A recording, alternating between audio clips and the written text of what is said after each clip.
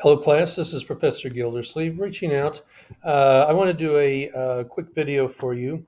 A student reached out to me and asked a question about what sort of problem he is supposed to be addressing in this next part of the course. And that's a really good question. Thank you so much for reaching out and asking that question. I responded to your message, but it's very likely that other students have the same question. So I want to do this short video to kind of reach everybody. Okay, what problem are you addressing? Excuse me. Okay, uh, to answer that question, it's helpful to kind of understand exactly what feasibility reports, recommendation reports, and proposals are about and why they are used. They are used very commonly in business settings and engineering and in communities and in other types. Any type of organization where people are making high level decisions, where people are doing things that impact others. These kinds of documents are used a lot and they are very helpful. Sometimes problems come up. We don't know what the problem is or therefore how to solve it. Or sometimes people in an organization have different interpretations as to what a problem, the nature of a problem is. So the goal of these documents is to define a problem and then propose a solution to that problem. Um, what kind of problem should you be addressing? Think of it first off, before you do that, it's very helpful to define your audience. Who are you writing to and what are they going to do with this? It's helpful to write to a specific organization or company or some sort of entity, community, somebody who's going to do something with your proposal and with your feasibility or recommendation report. They're going to make a decision based on what you've written. This is very important because sometimes students will get off track by writing about world hunger or very big problems like that, like veteran suicide.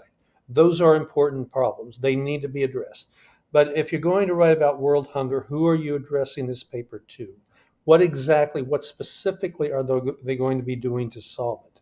So think in those terms. Think about who your audience is. And it's okay if you make up a company or an organization that's going to do this, but you have to use your imagination a little bit and anticipate what kinds of problems they may have that need a solution. In the past, students have written lots of different things like updating the infrastructure of their security network to prevent hackers. That's a great idea. Um, One problem with that, one way students get off track with that is that they may be writing to everybody. Everybody needs to update their security software. Well, that may be true, but again, who are you writing to, and what specifically are they going to be doing to address this problem? So think of it that way.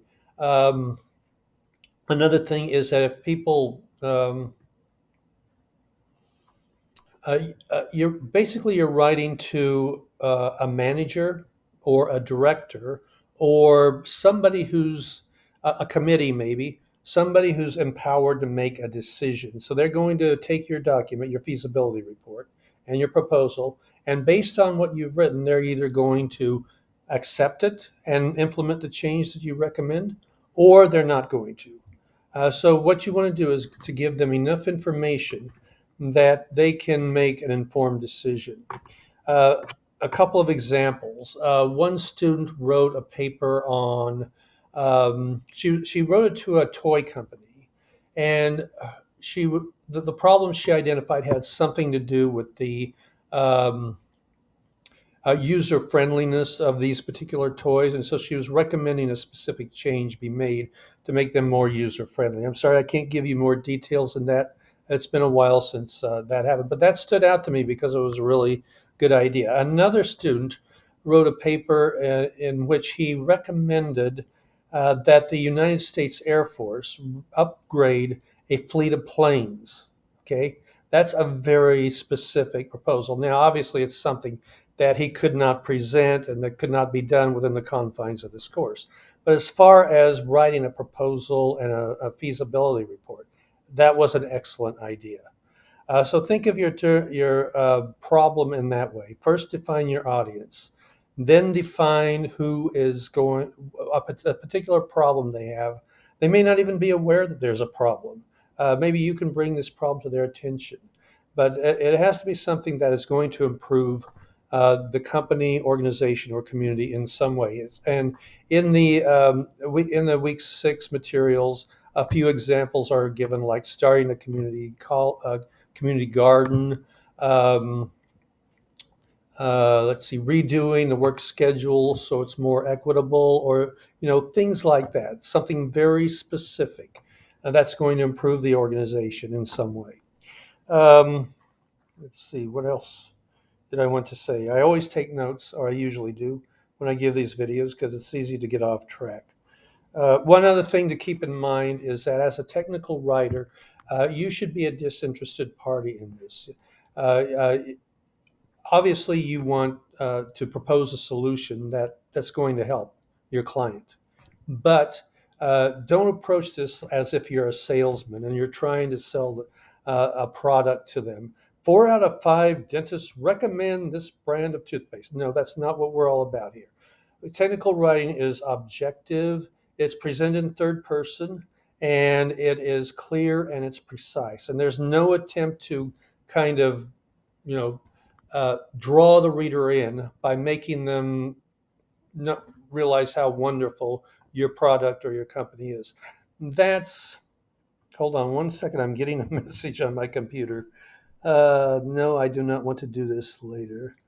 Yes, uh, technology is wonderful when it works. So. You as a technical writer are a disinterested party. It's not going to affect you one way or the other if the company accepts your proposal or it doesn't. Well, actually, I shouldn't say that, because if you're the technical writer and you obviously want them to accept your proposal, that can be good for you on a career level, on a professional level. But basically, you're not trying to sell them the product. So don't approach this like a sales pitch, is what I'm trying to say here. So I hope this is helpful. If you have questions, reach out, and have a wonderful rest of the weekend.